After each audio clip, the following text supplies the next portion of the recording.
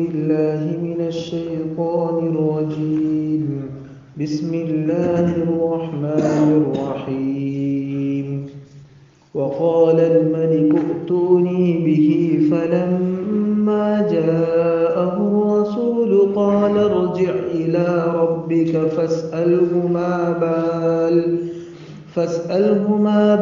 النسوة اللاتي قطعن أيديهن إن ربي بكيدهن عليم. قال ما خطبكن إذ راودتن يوسف عن نفسه قلن حاش لله ما علمنا عليه من سوء. قالت امرأة العزيز الآن حصحص الحق أنا راودته عن نفسه وإنه لمن الصادقين. ذلك ليعلم أني لم أخنه بالغيب وأن الله لا يهدي كيد الخائنين. وما أبرئ نفسي إن النفس لأمارة بالسوء إلا ما رحم ربي إن ربي غفور رحيم. وقال الملك ائتوني به أستخلصه لنفسي فلما كلمه قال إنك اليوم لدينا مكين أمين. قال اجعلني على خزائن الأرض إني حفيظ عليم. وكذلك مكنا ليوسف في الأرض يتبوأ منها حيث يشاء نصيب برحمتنا من نشاء ولا نضيع أجر المحسنين. ولأجر الآخرة خير للذين آمنوا وكانوا يتقون. صدق الله العظيم. محترم بھائیو، دوستو، بزرگوں، اس سے پہلے والی ہماری مجلس میں بات یہاں تک پہنچی تھی کہ حضرت یوسف علیہ السلام جس زمانے میں جیل میں تھے، جیل میں تقریباً 9 سال کے قریب حضرت یوسف علیہ السلام جیل میں رہے. اس زمانے میں جو بادشاہ تھا، اس بادشاہ نے ایک خواب دیکھا. خواب کیا تھا بادشاہ کا؟ بادشاہ کے خواب کا حاصل یہ تھا کہ اس نے 7 سوکھے ہوئے پتے کھیت کے دیکھیں اور 7 تر و تازہ بالیاں اس نے دیکھیں. تو اس خواب کی تعبیر کیا ہے کسی کو معلوم نہیں تھی بادشاہ کے دربار میں. تو وہ قیدی جس نے حضرت یوسف علیہ السلام سے جیل کے زمانے میں اپنے خواب کی تعبیر پوچھی تھی، اس کو یاد آ گیا کہ جیل میں ایک بندہ ہے جو اچھی تعبیر بتاتا ہے. اس نے بادشاہ سے اجازت طلب کی، جیل میں حضرت یوسف علیہ السلام کے پاس آیا، اور یہ جو بادشاہ نے خواب دیکھا تھا اور جس کا پورے ملک کے لوگ اس خواب کا کوئی جواب اور کوئی تعبیر نہیں دے پائے تھے، وہ تعبیر حضرت یوسف علیہ السلام سے اس نے پوچھی. آپ نے وہ تعبیر بتائی. اس آدمی نے جا کر فوراً بادشاہ کو وہ تعبیر بتائی کہ حضرت یوسف علیہ السلام تمہارے خواب کی یہ تعبیر بتا رہے ہیں کہ ملک مصر میں 7 سال خوب غلہ پیدا ہوگا اور اس کے بعد 7 سال بالکل غلہ پیدا نہیں ہوگا، بالکل اناج نہیں ہوگا، قحط کے آئیں گے. یہ خواب کی تعبیر جب بادشاہ نے سنی تو بادشاہ کو لگا کہ یہ کوئی معمولی شخص نہیں ہے جس نے خواب کی تعبیر بتائی ہے، کوئی بڑا آدمی ہے.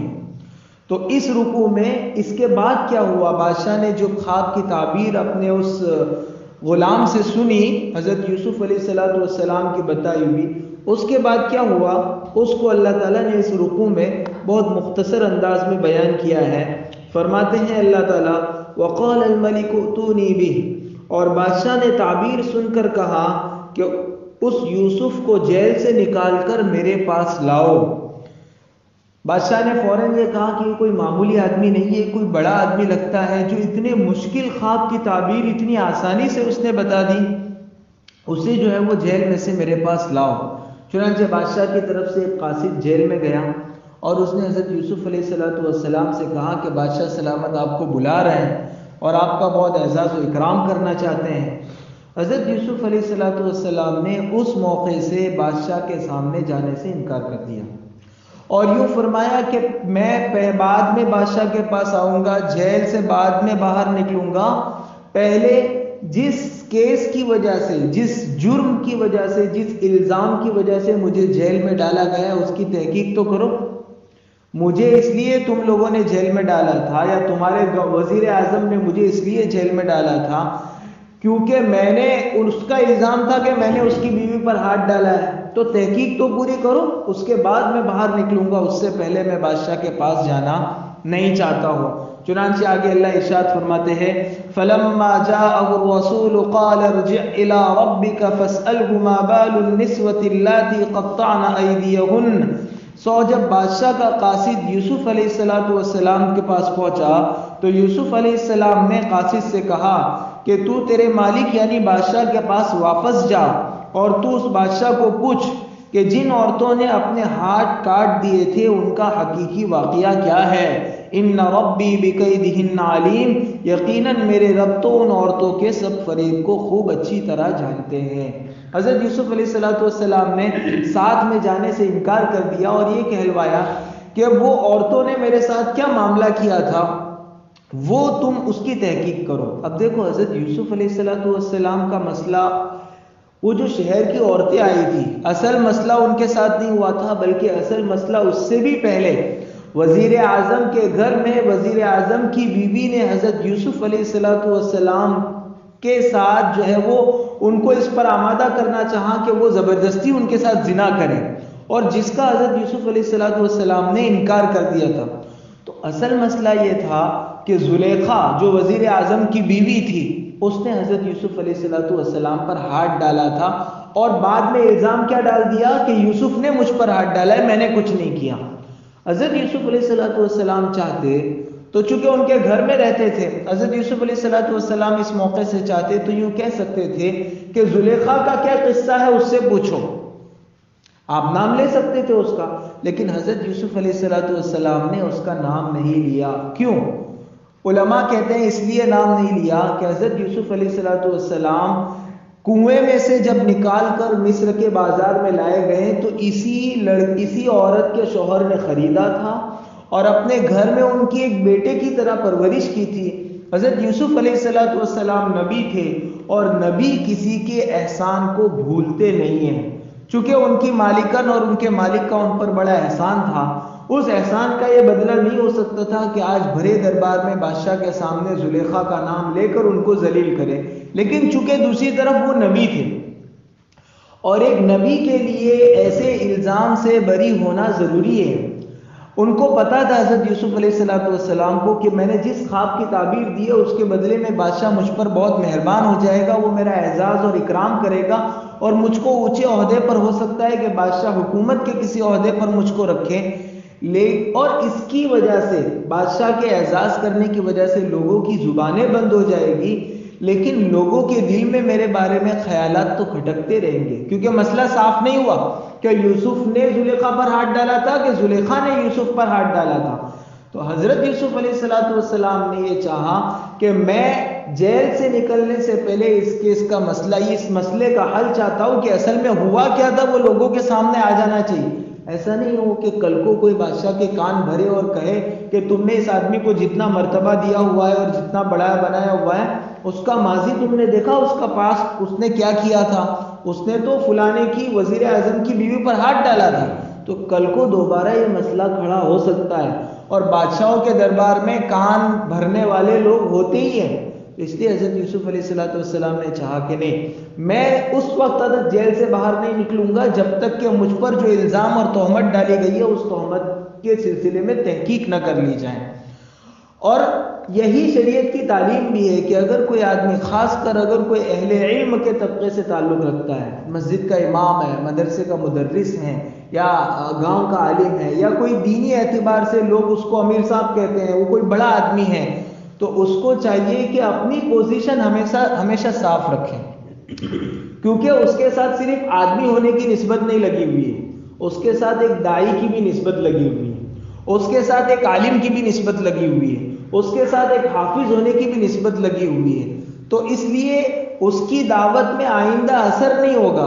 وہ مسجد میں ممبر پر بیٹھ کر اگر وہ عالم بیان کرے گا اور اس عالم پر مثلا یہ الزام لگا ہوا ہے کہ فلانے کا پیسہ کھا لیا ہے، یا کوئی کسی مالی گھپلے کا الزام، حالانکہ حقیقت نہیں ہے، اس نے ایسا کچھ نہیں کیا، تو اس کو اپنے مصلیوں کے سامنے، اپنے ماننے والوں اور اپنے پیچھے نماز پڑھنے والوں کے سامنے اس بات کی وضاحت کرنی چاہیے کہ ایسا کچھ نہیں کیا، تاکہ جب وہ ممبر پر بیٹھ کر بات کرے تو اس کی بات میں اثر ہو، لوگوں کو دکھائی دے کہ جو بولتے ہیں وہی کرنا ہے۔ جیسا حضرت یوسف علیہ السلام نے کیا کہ اگر میں اسی حال میں جیل سے باہر نکل گیا اور کل کو میں قوم کو صحیح بات بتاؤں گا تو وہ میری بات سنیں گے نہیں، ان کے دماغ میں وہی پن کھٹکتی رہے گی جو پہلے مجھ پر الزام ڈالا گیا تھا۔ اس لیے حضرت یوسف علیہ السلام نے کہا کہ نہیں، پہلے اس کیس کی تحقیق ہو جائے، اور اس کے لیے جملہ بھی کیا استعمال کیا، کیا حال ہے، کیا حقیقت ہے، کیا واقعہ ہے ان عورتوں کا جنہوں نے اپنے ہاتھ کاٹ دیے۔ یہ وہ شہر کی جو بیگمات، شاہی خاندان کی عورتوں کو، رویل فیملی کی عورتوں کو زلیخا نے بلایا تھا، اور ان سب عورتوں نے بھی یہ مشورہ دیا تھا حضرت یوسف کو کہ تم زلیخا جو بات کہہ رہی ہے وہ زنا کا مطالبہ کر رہی تو کر لو، شاہی بیگم ہے، اتنے اچھے گھرانے کی ہے، دولت ہے، تو کر لو وہ جو کہہ رہی ہے۔ انہوں نے غلط مشورہ دیا تھا اس وقت۔ تو یہ بھی نہیں کہا حضرت یوسف نے کہ ان عورتوں سے پوچھو جنہوں نے مجھ کو غلط مشورہ دیا تھا یا جنہوں نے مجھ کو گناہ کی دعوت دی تھی، بلکہ لفظ استعمال کیا کہ ان عورتوں سے پوچھو کہ انہوں نے اپنے ہاتھ کیوں کاٹ دیے تھے، وہ ہاتھ کاٹنے کا کیا قصہ ہوا تھا، انگلیاں کیوں کاٹ دی تھی، وہ پوچھو۔ گویا حضرت یوسف علیہ السلام بھرے مجمع میں یہ بھی نہیں چاہتے کہ میں کوئی برائی کا جملہ، زنا کا کوئی لفظ استعمال نہیں کیا، مجھ پر اس نے اٹیک کیا، اس کا کوئی لفظ استعمال نہیں کیا، یہاں تک کہ ان عورتوں نے جو غلط مشورہ کیا تھا ان کی طرف بھی برائی کی نسبت نہیں کی۔ اور یہی ایک صاحب ایمان کا شیوا ہونا چاہیے اس کی زندگی میں کہ وہ کبھی بھی کسی اور کی طرف برائی کی نسبت نہ کرے۔ حالانکہ اس مسئلے میں یوسف علیہ السلام صاف تھے، قصوروار وہ عورتیں تھیں، وہ چاہتے تو بھرے دربار میں زلیخا کا نام لے سکتے تھے، وہ چاہتے تو ان عورتوں کی طرف برائی کی نسبت کر سکتے تھے، لیکن آپ نے ایسا نہیں کیا۔ اس میں میرے اور آپ کے لیے یہ سیکھنے کی چیز ہے کہ چاہے حقیقت واقعہ کچھ بھی ہوں، لیکن جتنا ہو سکے اتنا دوسروں کی طرف انگلی اٹھانے اور برائی کی نسبت کرنے سے آدمی کو پرہیز کرنا چاہیے اور بچنا چاہیے۔ چنانچہ حضرت یوسف علیہ السلام نے جب ان سے یہ کہا کہ ان عورتوں کا کیا حال ہے، اس سلسلے میں اس مسئلے میں تحقیق کر لی جائے۔ اور ویسے بھی اس سے پہلے جب یہ مسئلہ ہوا تھا، جب زلیخا نے حضرت یوسف پر ہاتھ ڈالا تھا اور وہ دروازے کی طرف بھاگے تھے، جیسے ہی دروازہ کھلا ان کا شوہر سامنے تھا۔ اس موقع سے جب وہ مسئلہ ہوا تو اس میں آخر میں عزیز مصر نے یہ کہا تھا کہ دیکھو یوسف، میں جانتا ہوں غلطی تمہاری نہیں ہے، غلطی میری بیوی کی ہے، اس نے تم پر ہاتھ ڈالا ہے، اور بیوی سے کہا تھا کہ تم یوسف سے معافی مانگو۔ اس موقع سے حضرت یوسف علیہ السلام سے یہ بھی کہا تھا، یا یوسف اعرض عن ھذا، کہ یوسف اس سے یہ بات جانے دو، ابھی آئندہ اس کا چرچا مت کریو، کیونکہ میں ملک کا وزیر اعظم ہوں، میری عزت کی دھجیاں اڑ جائے گی، تو آئندہ اس کا چرچا مت کرنا۔ اس بات کا بھی، چونکہ وہ ان کا مالک تھا، ان کا محسن تھا حضرت یوسف کا، اس کا بھی حضرت بعد میں حالانکہ عزیز مصر نے اس کا لحاظ نہیں کیا اور حضرت یوسف کو اپنی بیوی کے کہنے کی وجہ سے جیل میں ڈلوا دیا، لیکن حضرت یوسف علیہ السلام نے اپنے احسان کرنے والے مالک کو بھلایا نہیں، اور اس نے کہا تھا کہ آئندہ اس کا چرچا نہیں ہونا چاہیے۔ حضرت یوسف علیہ السلام صاف الفاظ میں بول نہیں رہے ہیں، اور انہوں نے عزیز مصر کا یا اس کی بیوی کا کوئی تذکرہ نہیں کیا۔ بادشاہ نے، جب بادشاہ کو یہ معلوم ہوا کہ ایسا ایسا مسئلہ ہے اور 9 سال سے ایک بندہ جیل میں ہے اور 9 سال سے ابھی تک اس کا کیس کھلا ہی نہیں، فائل ہی نہیں کھلی، ابھی تک کسی نے تحقیق ہی نہیں کیا، ایسے ہی بغیر کسی قصور کے، بغیر کسی گناہ کے وہ جیل میں سڑ رہا ہے، تو پھر ان عورتوں کو بلایا اور ان عورتوں کو بلا کر بادشاہ نے پوچھا قال ما خطبکن اذ راوتن یوسف عن نفسه. دیکھو بادشاہ کا جملہ دیکھو اور یوسف علیہ السلام کا جملہ دیکھو. یوسف علیہ السلام نے تو برائی کا تذکرہ نہیں کیا اور بادشاہ فوراً بول رہا ہے کہ قصہ کیا ہوا تھا, تم لوگوں نے یوسف کو بہلانے پھسلانے اور ہاتھ ڈالنے کی کوشش کی تھی, کیا قصہ ہوا تھا. یہی فرق ہے ایک کافر کا اور ایک ایمان والے کا, کہ ایمان والا برائی تک جانا تو دور کی بات ہے, برائی کا لفظ بھی اپنی زبان پر نہیں لاتا ہے, اور ایک کافر فوراً. اور ویسے بھی وہ بادشاہ تھا اور اس کو یا تو اس نے یہ جملہ جو کہا قال ما خطبکن اذ راوتن یوسف عن نفسه, اس کا ترجمہ یہ ہوتا ہے بادشاہ نے ان عورتوں کو بلوا کر ان سے پوچھا تم نے جب یوسف کو اپنی خواہش کے لیے پھسلانے کی کوشش کی تھی تو تمہارے اس واقعے کی صحیح حقیقت کیا ہے. ڈائریکٹ پوچھ لیا کہ تم نے کوشش کی تھی پھسلانے کی. تو علماء کہتے ہیں کہ بادشاہ نے کیسے ڈائریکٹ پوچھ لیا, ایسے تو کیس نہیں ہوتا. کیس میں تو پوچھا جاتا ہے کہ واقعہ کیا ہوا, تو ڈائریکٹ ہی بادشاہ تو الزام ہی ڈال رہا ہے ان عورتوں پر کہ تم نے پھسلانے کی کوشش کی تھی, اسٹوری کیا ہوئی تھی وہ بتا دو, باقی مجھ کو معلوم ہے کہ قصور تمہارا ہے, یوسف کا نہیں ہے. تو بادشاہ نے ایسا اس لیے کہا, بعض علماء کہتے ہیں کہ بادشاہ کو معلوم ہو گیا تھا کہ یہ بندہ ایسا کر ہی نہیں سکتا ہے اور قصوروار ہماری شاہی بیگمات کی, ہماری شاہی خاندان کی عورتیں ہیں, یہ ایسا نہیں ہو سکتا ہے, اس لیے اس نے ایسا اسلوب اختیار کیا. اور دوسرا اسلوب بعض علماء نے کہا ہے کہ بادشاہ کو معلوم تو نہیں تھا لیکن اس نے ایسا پکڑنے کے لیے پوچھا, آدمی کو جھوٹ بولنے سے روکنے کے لیے. استاد جی پوچھتے ہیں کہ کل عصر میں نہیں آیا تھا, کہاں گیا تھا, حالانکہ استاد کو نہیں معلوم کہ وہ عصر کی نماز میں نہیں آیا تھا, لیکن ڈائریکٹ اس کو ایسا اٹیک کر لیتے کہ نہیں آیا تھا, کہاں گیا تھا, تو پھر وہ بتانے لگتا ہے کہ وہ ماموں کے گھر گیا تھا, میدان میں تھا وغیرہ, تو وہ پکڑ لیتا ہے کہ ہاں نہیں آیا تھا. تو بادشاہ نے ڈائریکٹ اس لیے اٹیک کیا تاکہ یہ لوگ جھوٹ نہ بول سکیں جو اب تک جھوٹ بول رہے تھے, تو اس لیے بادشاہ نے اس قسم کا جملہ استعمال کیا قال ما خطبکن اذ راوتن یوسف عن نفسه, کہ بادشاہ نے ان عورتوں کو بلوا کر ان سے پوچھا تم نے جب یوسف کو اپنی خواہش کے لیے پھسلانے کی کوشش کی تھی تو تمہارے اس واقعے کی صحیح حقیقت کیا ہے. قلنا حاش للہ ما علمنا علیہ من سوء, تو وہ عورتیں کہنے لگی حاش للہ, اللہ تو پاک ہے, یا یوسف اللہ کے واسطے گناہ سے دور ہے, ہم کو اس یوسف میں ذرہ برابر بھی کوئی برائی معلوم نہیں ہوئی, ہم نے اس یوسف میں ذرہ برابر بھی کوئی برائی نہیں دیکھی. یہ کس نے گواہی دی؟ شہر کی ان عورتوں نے جن کو اس واقعے کے بعد زلیخا نے بلا کر یوسف علیہ السلام کا حسن و جمال دکھانے کی کوشش کی تھی اور ان عورتوں کو اپنے فیور میں کرنے کی کوشش کی تھی. انہوں نے گواہی دی کہ یوسف کا کوئی قصور نہیں ہے, یوسف کے بارے میں ہم نے ذرہ برابر اس میں کوئی برائی. لیکن اصل جو یہ لوگ تو گواہ ہیں, وٹنس ہے, لیکن اصل جو مسئلہ تھا جس عورت کے ساتھ یہ ہوا تھا اس کے بارے میں ابھی تک کوئی بات آئی نہیں تھی. اس سے پہلے عورت کے شوہر نے کہا کہ یوسف تیرا قصور نہیں ہے, بادشاہ نے کہا کہ یوسف کا قصور نہیں ہے, عورتوں نے کہا کہ یوسف کا قصور نہیں ہے. وہ اس عورت کے گھر میں وہ جھولے میں پڑے ہوئے بچے نے کہا کہ قصور یوسف کا نہیں, سب نے کہا. لیکن جو اصل عورت ہے, جو مجرم تھی, جس نے اٹیک کرنے کی کوشش کی تھی, وہ ابھی تک بولی نہیں ہے. اب وہ موقع آ رہا ہے کہ سب کے سامنے بات واضح ہو جانے کے بعد آخر کار وہ خود بول رہی ہے. اور کیا بول رہی ہے؟ قالت امرأة العزیز الآن حسحس الحق انا راودته عن نفسه وانه لمن الصادقین. ہم کو عزیز کی بیوی زلیخا بولی کہ اب جب سچی بات سب کے سامنے کھل گئی تو واقعہ یہ ہے کہ میں نے ہی اپنی خواہش پوری کرنے کے لیے اس یوسف کو پھسلایا تھا اور یقیناً یوسف تو سچے لوگوں میں سے ہیں. اب جا کر وہ عورت بول رہی جس کی وجہ سے 9 سال تک حضرت یوسف علیہ السلام کو جیل میں رہنا پڑا, وہ کیس کا مسئلہ, اس مسئلے کا حل اب نکلا کہ عورت نے کہا کہ قصور یوسف کا نہیں ہے بلکہ کس کا ہے؟ میرا ہے, میں نے ہی اس یوسف کو پھسلانے کی کوشش کی تھی اور اس پر حملہ کیا تھا. یہ اللہ کی شان ہے. بادشاہ نے زلیخا سے پوچھا نہیں تھا بلا کر, بادشاہ نے تو عورتوں کو بلایا تھا, شہر کی عورتوں کو. اور یوسف علیہ السلام نے بھی نہیں کہا تھا کہ میری مالکن سے پوچھو کہ اس نے مجھ پر اٹیک کیا تھا کہ نہیں کیا تھا. اللہ تعالیٰ ماحول ایسا بناتے ہیں کہ مجرم خود بول اٹھتا ہے کہ میں نے قصور کیا تھا, وہ خود ہی اپنا ہاتھ اٹھا دیتا ہے کہ میں نے قصور کیا تھا.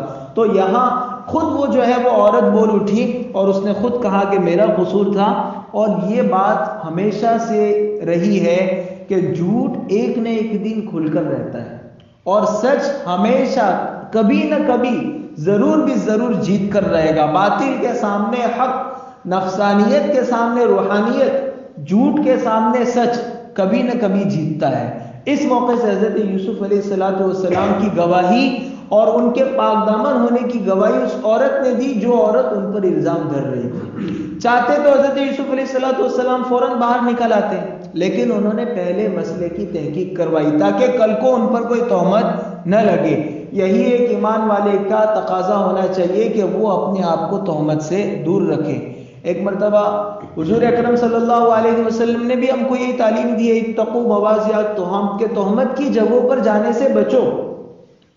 ایک آدمی کوئی کام نہیں ہے لیکن خواہ تھیٹر کے اطراف میں منڈلاتا رہتا ہے، یا شراب خانے کے پاس جا کر وہاں بیٹھتا ہے. اب ظاہر ہے جو لوگ اس کو دیکھیں گے شراب خانے کے پاس بیٹھا ہوا تو وہ یہی کہیں گے کہ یہ آدمی بھی شراب پیتا ہے. تو اس لیے فرمایا کہ تہمت والی جگہوں پر جانے سے بچو. اور اتنا اہتمام حضور اکرم صلی اللہ علیہ وسلم نے اس سلسلے میں فرمایا.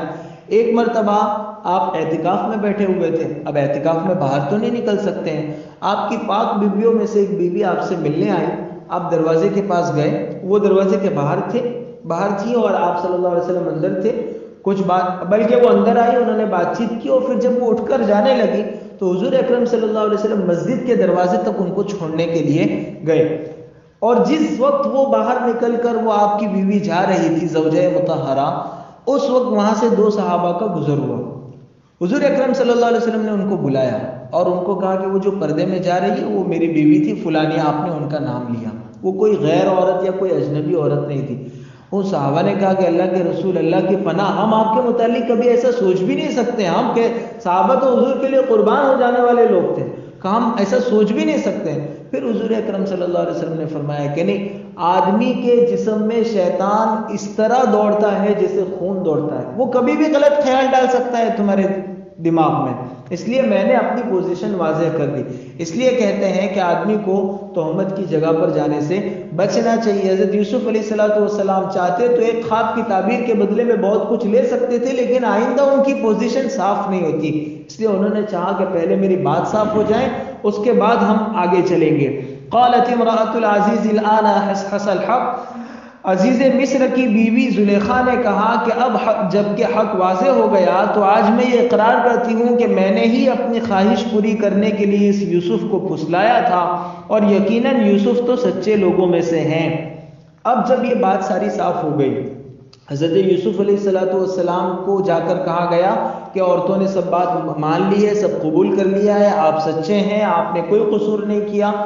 پھر حضرت یوسف نے بادشاہ سے کہلوایا کہ بادشاہ سے کہو کہ یہ سب جو میں نے کروایا، یہ اس لیے نہیں کروایا کہ زلیخا کو بھرے دربار میں مجھے ذلیل کرنا تھا یا ان عورتوں کی عزت کی دھجیاں اڑوانی تھی، اس لیے نہیں، بلکہ اس لیے میں نے یہ سب کروایا ذالک لیعلم انی لم اخنہ بالغیب، تاکہ عزیز مصر کو معلوم ہو جائے، میرے مالک کو معلوم ہو جائے کہ جس دن وہ گھر پہ نہیں تھا اس دن میں نے اس کی عورت پر ہاتھ نہیں ڈالا تھا.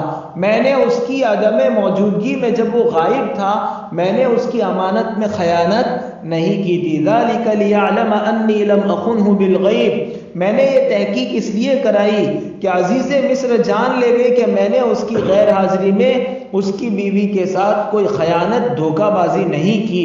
وَأَنَّ اللَّهَ لَا يَهْدِي كَيْدَ الْخَائِنِينَ، اور بے شک یقیناً اللہ تعالیٰ خیانت کرنے والوں کے خیانت کو، فریب کو اور دھوکے کو چلنے نہیں دیتے ہیں. اس کو آسان الفاظ میں ہم کہہ سکتے ہیں کہ ہوشیاریاں اور چالاکیاں زیادہ دن تک چلتی نہیں ہے. آدمی کا کبھی نہ کبھی بھرم سارا چلا جاتا ہے اور سب کھل جاتا ہے لوگوں کے سامنے. آخر کسی نہ کسی دن آ جاتا ہے کہ یہ آدمی یوں کرتا تھا. اس لیے ہمیشہ اپنے آپ کو حضرت یوسف علیہ السلام نے یہ جو جملہ فرمایا ہے وہ یہ جملہ ہمیشہ ہمارے سامنے رہنا چاہیے.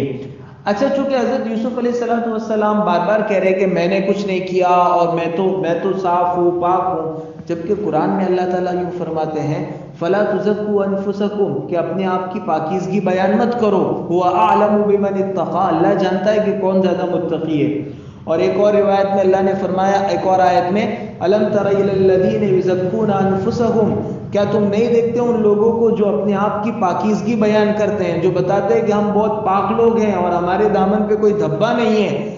تو پھر آگے اللہ نے فرمایا بل اللہ یزکی من یشاء، اللہ جسے چاہتا ہے پاک کرتا ہے، ہر کوئی دعویٰ کرنے سے پاک نہیں ہو جاتا۔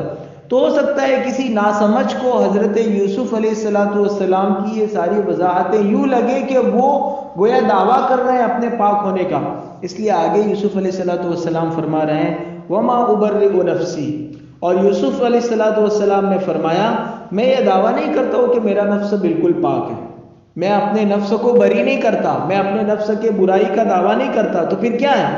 ان النفس لامارۃ بالسوء الا ما رحم ربی، یقیناً نفس تو برائی سکھاتا ہے، ہاں میرے رب نے جس نفس پر رحم فرما دیا تو اس پر نفس کا داؤ نہیں چلتا۔ ان ربی غفور الرحیم، یقیناً میرے رب تو بہت معاف کرنے والے، بہت زیادہ رحم کرنے والے ہیں۔ دیکھو اپنے کمال کی نفی کی کہ میں جو اس کے جال میں سے، زلیخا کے جال میں سے بچ کر نکلا تو اس میں میرا کوئی ذاتی کمال نہیں تھا، بلکہ الا ما رحم ربی، اللہ نے مجھ پر رحم فرمایا تو میں بچ پایا۔ تو گناہ سے آدمی کبھی بھی اپنی ذات سے نہیں بچتا، بلکہ اللہ کی رحمت اس کو بچاتی ہے تو بچتا ہے۔ اس لیے ہمیشہ ہر آدمی کو یہ سوچنا چاہیے کہ کوئی بھی چیز، کوئی بھی اچھا کام میں نے کیا یا کسی بھی برائی سے اگر میں بچا ہوں تو اپنے ذات کی وجہ سے نہیں بچا، بلکہ اللہ کی رحمت کی وجہ سے بچا ہے، کیونکہ آدمی کا نفس تو ہمیشہ اس کو گمراہ کرنے کے لیے لگا رہتا۔ یہ حضرت یوسف علیہ السلام کے تواضع کی بات تھی کہ اتنے بڑے الزام سے وہ بری ہوئے تھے، اتنے بڑے الزام سے ان کو صفائی ملی تھی اور وہ پاک ہوئے تھے، اتنے بڑے الزام کے بعد بھی وہ کہہ رہے ہیں کہ میں اپنے نفس کی پاکی بیان نہیں کرتا ہوں۔ تو یہ ان کی تواضع کی بات تھی، ورنہ آج آدمی ذرا سا کوئی اس سے اچھا کام ہو جاتا ہے تو پورے محلے میں اور پورے شہر میں اپنا سینہ ٹھوکتا پھرتا ہے کہ میں نے یہ کیا، میں نے یہ کیا۔ اتنا بڑا کام ہو گیا حضرت یوسف سے، وہ کہہ رہے کہ مجھ سے نہیں ہوا، کس سے ہوا؟ اللہ سے ہوا۔ اور یہی جماعتوں میں بھی سکھایا جاتا ہے کہ بھائی اپنی ذات سے نفی کرو اور اللہ سے ہونے کو بار بار بولو۔ تو یہاں حضرت یوسف علیہ السلام نے اسی بات کو ارشاد فرمایا۔ ہمارے جو اکابر تھے، ہمارے اکابر میں دارالعلوم دیوبند کی جنہوں نے بنیاد رکھی، ان میں سے ایک کا نام ہے حضرت مولانا قاسم صاحب نانوتوی رحمۃ اللہ علیہ۔ ان کا ایک مرتبہ ایک ہندو پنڈت سے، بلکہ بہت سارے ہندو پنڈت جمع ہوئے تھے اور ان کا مناظرہ ہوا۔ مناظرہ اس پر تھا کہ اللہ تعالیٰ دنیا میں ہے یا نہیں ہے، اللہ کے وجود پر۔ تو حضرت نے فرمایا کہ دیکھو پہلے آپ بولو، آپ لوگ جو بولنا ہے، پھر اس کے بعد میں بولتا ہوں۔ تو انہوں نے کہا نہیں پہلے آپ بولیے۔ تو حضرت نانوتوی نے فرمایا کہ دیکھو میں جس نبی کا ماننے والا ہوں ان کو ہم خاتم النبیین کہتے ہیں، نبیوں میں سب سے آخر میں تشریف لانے والے اور نبوت کے سلسلے کو مکمل کرنے والے۔ آپ کے بعد کوئی نیا نبی نہیں آئے گا، یہ ہر مسلمان کا پکا سچا اور ٹھوس عقیدہ ہے۔ تو میں چونکہ آخری نبی کا ماننے والا ہوں اور آپ لوگ تو اس سے پہلے کی کچھ باتیں کرتے ہیں، تو میں آخر میں بولوں گا، آپ لوگ پہلے بول دیجیے۔ تو انہوں نے کہا کہ نہیں آپ بڑے ہیں، آپ بول دیجیے وغیرہ، وہ اصل میں الجھانا چاہتے تھے۔ تو حضرت نے پھر کہا کہ ٹھیک ہے، میں پہلے بھی بولوں گا اور آخر میں بھی بولوں گا، اس لیے کہ ہمارے نبی صلی اللہ علیہ وسلم پہلے بھی تھے اور آخر میں بھی تھے۔ روایت میں ہے کہ حضور اکرم صلی اللہ علیہ وسلم کے صدقے میں اللہ نے پوری کائنات بنائی، تو آپ پہلے بھی تھے، حضرت آدم کی پیدائش سے پہلے بھی آپ کا نور موجود تھا اور آپ بعد میں بھی تھے، آخر میں بھی تشریف لائے، تو آپ اول بھی ہیں اور آخر بھی ہیں، تو میں پہلے بھی بولوں گا، میں آخر میں بولوں گا۔ انہوں نے کہا کہ حضرت ہم دلائل کی بات نہیں کرتے ہیں، آپ بار بار دلیل دیتے ہیں، آپ پہلے بات کریے نا، آپ کو کیا ڈر ہے؟ کہا مجھ کو ڈر یہ ہے کہ میں جب بات کروں گا میری بات کے بعد تم لوگ ایک جواب نہیں دے سکو گے، تو میں چاہتا ہوں کہ تم کو جتنی بڑھاس نکالنا ہے، جو بولنا ہے بول لو، پھر یہ نہیں کہنا کہ موقع نہیں ملا تھا۔ کہا نہیں حضرت پہلے آپ بیان فرمائیں۔ تو حضرت کھڑے ہوئے اور حضرت نے، مسلمان اور ہندو دونوں مجمع تھا، 3 گھنٹے حضرت نے تقریر فرمائی اللہ کے وجود پر، اور ایسی تقریر تھی، ایسا بیان تھا کہ کہیں کوئی انگلی رکھنے کی گنجائش نہیں تھی۔ 3 گھنٹے کے بعد جب حضرت بیٹھے تو سامنے والے اسٹیج پر ایک بھی پنڈت موجود نہیں تھا. سب کے سب بھاگ گئے, کوئی بھی جواب دینے کے لیے آگے نہیں بڑھا, کیونکہ سارے جو ان کے سوالات ہو سکتے تھے وہ سب کے سب سوالات کا حضرت نے اپنی تقریر میں رد فرما دیا تھا, سب کے جوابات دے دیے تھے, بات پوری ختم ہو گئی. میلہ جو ہے وہ حضرت نے لوٹ لیا, مناظرہ جیت گئے, سب واہواہی ہو گئی. میں جو اصل سنانا چاہتا ہوں, حضرت اپنے گھر واپس آ رہے تھے تو ایک ہندو نے آ کر کہا کہ مولانا تم اتنے ذہین ہو, اگر تم ہندوؤں میں پیدا ہوئے ہوتے نا تو ہر چوراہے پر تمہارا ایک بت بنا کر ہم تمہاری پوجا کرتے. تمہاری قوم نے تمہاری قدر نہیں کی. اتنا ذہین آدمی, اور مولانا بہت سادے رہتے تھے, اتنے سادے رہتے تھے لوگ سمجھتے تھے کہ وہ کھیت میں کام کرنے والا کوئی دیہاتی ہے, حالانکہ اتنے بڑے عالم تھے. تو تمہاری قوم نے تمہاری قدر نہیں کی, تمہاری یہ حالت ہے وغیرہ. اس نے اگر ہم ہوتے ان کی جگہ تو ہم کہتے کہ ہاں تو سچ کہہ رہا ہے, میری قوم نے میری قدر نہیں کی, واقعی ایسا ہے, کوئی سنتا نہیں ہماری بات, کوئی توجہ نہیں دیتا, کوئی پوچھتا نہیں, باؤ نہیں دیتا کوئی. ایسا نہیں فرمایا حضرت نے. اس کو کہا کہ اصل میں مسلمانوں میں بہت سارے قاسم نانوتوی ہیں, تمہارے یہاں کوئی عقل مند پیدا ہی نہیں ہوا, سب کے دماغ میں گوبر بھرا ہوا رہتا ہے, اس لیے تمہارے یہاں کوئی ایسا آدمی آ جاتا تو تم بہت کودتے اور واقعی تم بت بنا کر اس کی پوجا کرتے.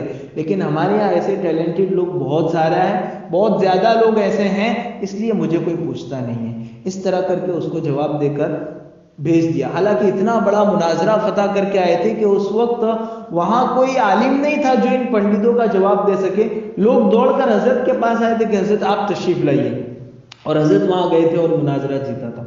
تو اتنا بڑا مناظرہ جیتنے کے بعد بھی اپنی ذات سے نفی کر رہے ہیں اور کہہ رہے ہیں کہ مسلمانوں میں مجھ جیسے بہت سارے ہیں, اس لیے مسلمانوں میں میری قدر کرنے کا اس کا کوئی سوال ہی پیدا نہیں ہوتا. تو یہ چیز ہے کہ آدمی, اور یہ تبھی ہوتا ہے جب آدمی میں کمال ہوتا ہے تو وہ اپنے کمال کی نفی کرتا ہے. جس آدمی میں کچھ نہیں ہوتا وہ زیادہ بولتا ہے, جس کو کمال نہیں ملا ہوتا ہے وہ اپنے کمال کا دعویٰ کرتے پھرتا ہے. وہ خالی ڈبہ زیادہ بچتا ہے بولتے ہیں نا, جو بھرا ہوا ڈبہ رہتا ہے جس میں اندر ہے وہ کچھ نہیں بولے گا, لیکن جو خالی ہے اس میں ایک کنکر بھی ڈال لو تو وہ بہت زیادہ بچتا ہے. تو جو زیادہ بچتا ہے وہ اس کی نشانی ہے کہ اس میں کچھ نہیں ہے. اور جو خاموش ہے, جو تواضع کے ساتھ, جو گردن جھکا کر چلتا ہے, جو لوگوں کے ساتھ اخلاق کے ساتھ پیش آتا ہے, سمجھو کہ یہ کمال والا آدمی ہے. یہاں حضرت یوسف علیہ السلام کی زبان سے اللہ تعالیٰ نے یہ بھی کہلوایا, ان النفس لامارۃ بالسوء, کہ نفس تو ہمیشہ برائی کا حکم کرنے والا ہے. آدمی کا جو نفس ہے نا وہ ہمیشہ برائی کا حکم کرتا ہے. ایک حدیث میں اللہ کے رسول صلی اللہ علیہ وسلم نے صحابہ سے فرمایا, ایک مرتبہ صحابہ بیٹھے ہوئے تھے, حضور اکرم صلی اللہ علیہ وسلم نے فرمایا, میں تمہارا ایک ایسا دوست بتاؤں جس کو تم کھلاؤ, اچھا پہناؤ, اچھا رکھو, اچھا آرام دو, تو وہ تمہاری دشمنی کرے اور تم کو ہلاکت میں ڈالے. اور اگر تم اس کو بھوکا رکھو, ننگا رکھو, اس کو آرام نہ دو, تو وہ تمہاری اطاعت اور فرما برداری کرے اور تمہاری اچھائی کے لیے کام کرے. ایسا دوست بتاؤ. حضور صحابہ نے کہا کہ کیوں نہیں اللہ کے رسول, ایسا دوست بتائیں تو ہم کو پتا چلے کہ یہ دوست کون ہے. حضور اکرم صلی اللہ علیہ وسلم نے فرمایا کہ تمہارا اپنا نفس ہے, اس کو تم جتنا زیادہ پالو گے, پوسو گے, بڑا کرو گے, اچھا کھلاؤ گے, اچھا پہناؤ گی, یہ اتنی زیادہ جو ہے وہ سرکشی کرے گا. اس کو تم جتنا کمزور رکھو گے, جتنا اس سے مجاہدہ کرواؤ گے, جتنا بھوکا رکھو گے, جتنا کم سے کم اس پر خرچ کرو گے, یہ تم کو نماز کے لیے مسجد لائے گا. اسی لیے آپ دیکھو, اگر کہیں باہر کھانے جاتے ہیں, اگر کھانے سے پہلے نماز پڑھ لی تو نفس آمادہ ہے. ہوٹل پر وغیرہ کہیں جاتے ہیں دوست لوگ, اگر کھانے سے پہلے نماز پڑھ لی تو سب لوگ کہتے ہیں کہ ہاں, اور کھانے کے بعد اگر کسی نے کہا کہ نماز, تو سب بولیں گے کہ بھائی گھر جا کر پڑھ لیں گے. تو سب کا نفس بہانے ڈھونڈتا ہے. تو نفس جب بھوکا رہتا ہے نا تو وہ جلدی اللہ کی طرف آتا ہے, اس کو شرارت نہیں سوچتی, چربی نہیں چڑھتی. لیکن جب وہ پیٹ بھرا ہوا ہوتا ہے, اس کی مانگیں پوری ہو جاتی ہیں, تو پھر وہ شرارت کرتا ہے. ایک بزرگ سے کسی نے پوچھا کہ جنت کا راستہ, کا بہت آسان ہے جنت کا راستہ, ایک قدم کا راستہ ہے جنت کا. کہا اچھا ایک قدم کا, کہ کیا راستہ ہے؟ کہا پہلا قدم اپنے نفس پر رکھو, دوسرا سیدھا جنت میں پڑے گا. پر وہ بزرگ کو کون کہتا کہ یہی پہلا قدم تو بڑا مشکل ہے, نفس کے خلاف آدمی کا کچھ کرنا بہت مشکل ہے. ایک بزرگ سے کسی نے ایک مرتبہ انہوں نے اپنے نفس سے پوچھا کہ کیا کھانا ہے تم کو؟ تو نفس نے کہا کہ آج تو بہت دن ہو گئے, روٹی چٹنی کھاتے ہیں روز رات کو اور رات بھر عبادت کرتے ہیں، اور یہ روٹی چٹنی کھاتے ہیں اور صبح تہجد میں اٹھتے ہیں تو اس میں مزہ نہیں آتا. آج کچھ اچھا کھانا ہے تو مرغ مسلم کھلاؤ. تو انہوں نے اپنے نفس کو کہا ٹھیک ہے آج ان کو کھلائیں گے. کھلایا. کھلانے کے بعد پھر انہوں نے اپنی جو چادر تھی جس کو وہ اوڑھتے تھے سخت ٹھنڈی کے زمانے میں، حوض کے پانی میں اس کو ڈبویا، اپنے اوپر پہنا، گھر کی چھت پر تشریف لے گئے کہ دیکھ میں نے تیری مانگ پوری کی تھی، اب میری مانگ یہ ہے کہ رات بھر میں یہاں نماز پڑھوں گا، تجھے پوری کرنی ہے. تو اب کھائی نہ کھائی پورا کیا، رات بھر انہوں نے نماز پڑھی. دوسرے دن پھر نفس کو پوچھا کیا کیا کھائے گا؟ تو کہا آپ نے روٹی چٹنی کھا کر سو جائیں گے، یہ مرغ مسلم بہت بھاری پڑتا ہے، وہ نہیں کھانا. تو نہ اسی لیے ہمارے یہاں روزے سال میں ایک مرتبہ رکھوائے جاتے ہیں کہ 11 مہینے کھا کھا کر نفس بہت موٹا ہو جاتا ہے، وہ ہم کو نافرمانی کی طرف کھینچتا ہے، اللہ کو ناراض کرنے والی چیزوں کی طرف کھینچتا ہے. تو اگر اس کو 1 مہینہ بھوکا رکھیں گے نا تو وہ تھوڑا سا کنٹرول میں آئے گا، اور آتا بھی ہے کچھ نہ کچھ حد تک کنٹرول میں. ہمارا پرابلم یہ ہے کہ شریعت نے روزہ رکھا تھا اس لیے تاکہ نفس کو بھوکا رکھا جا سکے. اب وہ افطاری میں پکوڑے، سموسے، پھل فروٹ اتنا سارا کھا لیتے کہ وہ واپس موٹا ہو جاتا ہے، تراویح میں آنے کو تیار نہیں ہوتا وہ. تو روزے کا جو مقصد ہے افطاری اور سحری میں بہت زیادہ کھانے کی وجہ سے وہ مقصد فوت ہو جاتا ہے. روزے کا مقصد ہے کہ آدمی، اب بہت سے لوگ کہتے ہیں روزہ کھانے سے ڈائٹ ہوتی ہے، یہ ہوتا ہے اور جسم تھوڑا سا لیول میں آ جاتا ہے، وہ سب شریعت کا مقصد نہیں ہے. جو اندر روح ہے، نفس ہے، اس کو برابر جو ہے کرنے، یہ شریعت کا مقصود ہے. اور وہ مقصود پورا نہیں ہوتا اس لیے کہ اس کو سال بھر میں جتنی اچھی اچھی چیزیں نہیں ملتی وہ اس کو رمضان میں وہ ساری چیزیں مل جاتی ہے. تو بجائے پتلا ہونے کے، بجائے سدھرنے کے، وہ اور زیادہ نافرمان ہو جاتا ہے. وہ تو اللہ کی رحمت ہے کہ اللہ تعالیٰ نے ہمارے دوسرے دشمن کو رمضان کے مہینے میں قید کر رکھا ہے، شیطان کو، ورنہ یہ دونوں مل کر آدمی کے لیے تراویح پڑھنے کی نہیں، روزہ رکھنے کی بھی گنجائش نہ چھوڑیں. اتنے طاقتور ہو جاتے ہیں ہمارے کھانا کھانے کی وجہ سے. تو شیطان نہیں رہتا ہے تو پھر آدمی کو تھوڑا بہت ماحول کی وجہ سے اور رحمت اللہ کی اترتی ہے تو کام کرنا اور عبادت کرنا، تلاوت کرنا آسان ہو جاتا ہے. علماء نے نفس کی 3 قسمیں لکھی ہے. ایک عام آدمی کا نفس ہوتا ہے جو ہمیشہ برائی کا حکم کرتا ہے اور کچھ نہیں آتا اس کو، ہمیشہ وہ برائی کا حکم کرتا ہے. اس کو کہتے ہیں نفس امارہ، جس کا حضرت یوسف علیہ السلام نے اس آیت میں تذکرہ کیا. دوسرا نفس ہے نفس لوامہ. اللہ تعالیٰ نے اس کی قسم کھائی ہے قرآن میں، لا اقسم بیوم القیامہ ولا اقسم بالنفس اللوامہ. تو یہ نفس لوامہ کس کو کہتے ہیں؟ آدمی جب گناہ کرتا ہے، گناہ کرنے کے بعد اس کو بہت زیادہ افسوس ہوتا ہے، اس کا نفس اس کو لعن طعن ملامت کرتا ہے، حالانکہ گناہ اسی نے کروایا، لیکن پھر وہ لعن طعن ملامت کرتا ہے کہ کیوں کیا. ہر آدمی کے دل میں، اکثر ایمان والوں کے دل میں گناہ کرنے کے بعد ضرور کچھ نہ کچھ دیر کے لیے افسوس ہوتا ہے کہ کیوں ایسا کر دیا میں. سخت گرمی میں روزہ لگا ہوا ہے، وہ چاہتا ہے کہ پیو نہ پیو. جب پورا پی لیتا ہے اس کے بعد افسوس ہوتا ہے کہ کاش نہیں پیتا.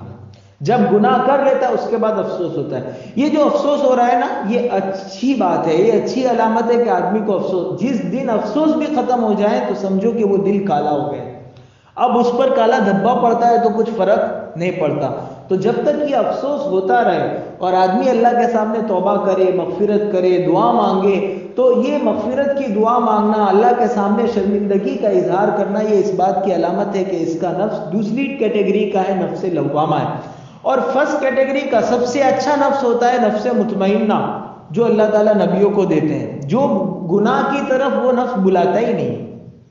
اللہ تعالیٰ نبیوں کو دیتے ہیں، اور جو بہت خاص اللہ تعالیٰ کے بزرگ قریبی دوست ہوتے ہیں ان کو یہ نفس عطا ہوتا ہے. اور علماء نے لکھا ہے کہ ہر آدمی کا نفس نفس امارہ ہے. میرا، آپ کا، سب کا نفس نفس امارہ ہے. وہ ہمیشہ برائی کا حکم کرتا ہے، لیکن اگر اس کے حکم کو فالو نہ کیا جائے، اس کی مانگ پوری نہ کی جائے، تو دھیرے دھیرے وہ پتلا ہو کر نفس امارہ بن جاتا ہے. پھر جب اس نفس لوامہ بن جاتا ہے، پھر جب اور اس پر ریاضت، محنت، مجاہدات، ذکر، اذکار، تلاوت، نماز، قرآن، صدقہ کر کے اور زیادہ اگر اس کو سنوارا جائے تو پھر وہ نفس مطمئنہ بن جاتا ہے. اور یہی وہ نفس مطمئنہ ہے جس کے متعلق اللہ تعالیٰ نے قرآن میں فرمایا کہ موت کے وقت جو اللہ کے بہت نیک بندے ہوتے ہیں ان کو اللہ تعالیٰ کی طرف سے ندا دی جاتی ہے، یا ایتھا النفس المطمئنہ ارجعی الی ربک راضیۃ مرضیہ فادخلی فی عبادی وادخلی جنتی، کہ اے نفس مطمئنہ اپنے پروردگار کی طرف اس حال میں لوٹ جا کہ تو بھی راضی ہے اور وہ بھی راضی ہے، اور تو جنت میں داخل ہو جا اور اللہ کے بندوں میں۔ کہتے ہیں کہ جب نیک لوگوں کی موت کا وقت قریب آتا ہے، جن کا نفس مطمئنہ ہوتا ہے، تو ان کی روح ان کے جسم میں ایسی پھڑپھڑاتی ہے جنت میں جانے کے لیے، جیسا مالک جب پنجرے کا دروازہ کھولنے والا ہوتا ہے تو پرندہ اندر سے پھڑپھڑاتا ہے۔ آپ نے دیکھا ہوگا بکروں کو یا جانوروں کو، جب ان کا پنجرا کھولنے والا ہوتا ہے تو وہ کیسا چکر لگاتا ہے کھانے کے لیے یا جو بھی چیز اس کو باہر آنے کے لیے، ویسے آدمی کی روح تڑپتی ہے، پھڑکتی ہے کہ مجھے کب اللہ کے حضور جانے کا موقع ملے گا، جنت میں جانے کا موقع ملے گا۔ یہ اس روح کی بات ہے جس کا نفس مطمئنہ ہو، اور یہ نفس مطمئنہ اللہ کی خاص رحمت سے ہوتا ہے، ورنہ ہر آدمی کا نفس یا تو نفس امارہ ہے، اور اگر اس پر محنت کی ہے بہت زیادہ تو وہ نفس لوامہ ہے۔ بہت آدمی محنت کرتا ہے تو پھر اس کا نفس جا کر نفس مطمئنہ بنتا ہے۔ حضرت یوسف علیہ السلام نے یہاں یہ فرمایا کہ ہر نفس برائی کا حکم کرتا ہے، الا ما رحم ربی، مگر میرا پروردگار جس پر رحم فرمائے۔ صرف انبیاء کا یہ خاصہ ہے کہ ان کا نفس بغیر کسی محنت، عبادت، ذکر، اذکار، تلاوت کے ڈائریکٹ اللہ تعالیٰ ان کا نفس مطمئنہ بناتے ہیں۔ باقی عام آدمی اس کا سفر یہی ہے کہ پہلے نفس امارہ ہوتا ہے، پھر لوامہ بنتا ہے، اور پھر وہ جا کر جب وہ بہت اللہ کا قریبی ہو جاتا ہے تو وہ نفس مطمئنہ بنتا ہے۔ اللہ تعالیٰ جو ہے وہ رکوع پورا کرنا تھا، لیکن آج کے لیے اتنا ہی۔ اللہ تعالیٰ ہم سب کو بھی ایک اور بات بھی ہے کہ نفس کے برائی سے اور اس کے شر سے کبھی مطمئن نہیں ہونا چاہیے آدمی کو۔ یعنی اب ہم نے 3 کیٹیگری سنی، اور آدمی یہ سوچ رہا ہے کہ ہفتے بھر سے تو نماز پڑھ رہا ہوں تو میرا نفس مطمئنہ ہو گیا، تو مجھے کچھ ٹینشن لینے کی ضرورت نہیں ہے۔ ایسا نہیں۔ شیخ عبد القادر جیلانی رحمۃ اللہ علیہ ایک مرتبہ رات کو نماز پڑھ رہے تھے، اوپر ایک بادل سا آیا اور اس میں ایک دم نور چمکا، اور پھر بادل میں سے آواز آئی کہ عبد القادر جیلانی میں اللہ ہوں اور میں نے آج سے تجھ پر نمازیں معاف کر دی ہیں، جتنی نمازیں۔ تو حضرت نے فرمایا اعوذ باللہ من الشیطان الرجیم، مردود شیطان، تو مجھے یہاں بھٹکانے کے لیے بھی آیا؟ نماز نبی سے معاف نہیں ہوئی تو امتی سے کبھی معاف ہو سکتی ہے نماز؟ تو انہوں نے تعوذ پڑھا اور پھونکا تو وہ سارا ختم ہو گیا۔ وہ اصل میں شیطان کی طرف سے ان کو گمراہ کرنے کے لیے یہ کیا گیا تھا۔ پھر واپس وہ بادل آیا اور کہا کہ عبد القادر، آج تو اپنے علم کی وجہ سے بچ گیا، تجھے معلوم تھا کہ نماز فرض ہے تو بچ گیا، اگر کوئی جاہل آدمی ہوتا نا تو آج تو اس کو میں لٹا دیتا، اتنا خطرناک حملہ تھا میرا۔ تو حضرت نے فرمایا کہ مردود دور ہو جا، میں اپنے علم کی وجہ سے نہیں بچا، اپنے اللہ کی رحمت کی وجہ سے بچا۔ علماء لکھتے ہیں کہ یہ دوسرا شیطان کا حملہ پہلے سے زیادہ خطرناک تھا۔ اگر وہ یہ کہتے کہ ہاں میں اپنے علم کی وجہ سے بچا تو اور مسئلہ زیادہ گمبھیر ہو جاتا، کہ بچ کر بھی آدمی گمراہ ہو جاتا، کہ اس میں یہ آ جاتا کہ میں بچا، اللہ نے نہیں بچایا۔ تو یہی حضرت یوسف کہہ رہے ہیں کہ کبھی بھی اپنی ذات کی طرف نسبت نہیں کی کہ میں نے یہ کیا یا میں گناہ سے بچ گیا، اللہ کی رحمت سے، اللہ کے فضل سے، اللہ کے کرم سے۔ اس لیے ہمارے یہاں مردوں کی زبان پر اتنے جملے نہیں ہوتے جتنا عورتوں کی زبان پر یہ جملے ہوتے کہ اللہ کے کرم سے ہوگا، اللہ کے فضل سے ہی ہو گیا، اللہ کا شکر ہے۔ تو یہ جملے بار بار بولنے سے آدمی کی اپنی ذات کے اندر کی نفی ہوتی رہتی ہے۔ اللہ تعالی ہم سب کو عمل کرنے کی توفیق عطا فرمائے۔ سبحانك اللهم وبحمدك وتبارك اسمك وتعالى جدك ولا إله غيرك، اللهم صل على محمد وعلى آل محمد كما صليت على إبراهيم وعلى آل إبراهيم إنك حميد مجيد، اللهم بارك على محمد وعلى آل محمد كما باركت على إبراهيم وعلى آل إبراهيم إنك حميد مجيد۔ ربنا ظلمنا أنفسنا وإن لم تغفر لنا وترحمنا لنكونن من الخاسرين، ربنا آتنا في الدنيا حسنة وفي الآخرة حسنة وقنا عذاب النار، ربنا هب لنا من أزواجنا وذرياتنا قرة أعين واجعلنا للمتقين إماما، رب اجعل لي مقيم الصلاة ومن ذريتي ربنا وتقبل دعاء، ربنا اغفر لي ولوالدي وللمؤمنين يوم يقوم الحساب۔ حساب۔ اللہ ہم سب کے گناہوں کو معاف فرما، اللہ ہماری سیئات سے درگزر فرما، اللہ ہمارے گناہوں کو نیکیوں میں بدل دے، اللہ ہمارے دلوں میں نیکی کی محبت ڈال دے، اللہ گناہوں کی نفرت ہمارے دلوں میں ڈال دے، اللہ اپنی مرضیات پر زیادہ سے زیادہ چلا کر اپنی نامرضیات پر چلنے سے اللہ ہماری حفاظت فرما، اللہ ہمارے نفس کی اللہ برائی والے حکم سے اس پر چلنے سے اللہ ہماری حفاظت فرما، اللہ ہمارے نفس کو نفس مطمئنہ بنا دے، اللہ ہمارے نفس کو نفس مطمئنہ بنا دے، اللہ شیطان اور نفس کے شرور اور ان کے حملوں سے اللہ ہماری حفاظت فرما، اللہ ہم بہت کمزور ہیں، آپ ہی نے ہمیں یہ سکھایا ہے کہ شیطان رجیم اور مردود سے آپ کی پناہ مانگے، اللہ ہم شیطان سے آپ کی پناہ چاہتے ہیں، اللہ ہم نفس کے شر سے آپ کی پناہ میں آتے ہیں، اے اللہ تو ہمارے ان دو دشمنوں کے حملوں سے اللہ ہماری حفاظت فرما، اللہ ہر وقت اپنی رحمتوں اور مغفرتوں سے ہم کو ڈھانپے رکھ، اے اللہ جس طرح آپ نے دنیا میں ستاری کا معاملہ فرمایا ہے، اللہ آخرت میں بھی ہمارے ساتھ ستاری کا معاملہ فرمائیے گا، اللہ یہاں موجود تیرے تمام بندوں کی جائز اور نیک مرادیں پوری فرما، جو بیمار ہیں ان کو شفائے کامل عاجل مستمر عطا فرما، جو مقروض ہیں ان کے قرضوں کی غیب سے ادائیگی کی شکلیں اور صورتیں پیدا فرما، جو پریشان حال ہیں ان کی پریشانیوں کو دور فرما، نبی اکرم صلی اللہ علیہ وسلم نے خیر کی لائن سے جتنی دعائیں مانگی اور بتلائی ہمیں اور پوری امت کو عطا فرما، جن شرور سے پناہ چاہیے ان سے ہماری اور پوری امت کی حفاظت فرما، محض اپنے فضل اور کرم سے اور حضور پاک صلی اللہ علیہ وسلم کے صدقہ طفیل ہماری دعاؤں کو قبول فرما، ربنا تقبل منا انك انت السميع العليم وتب علينا انك انت التواب الرحيم، وصلى الله تعالى على خير خلقه سيدنا مولانا محمد وآله وصحبه اجمعين برحمتك يا ارحم الراحمين۔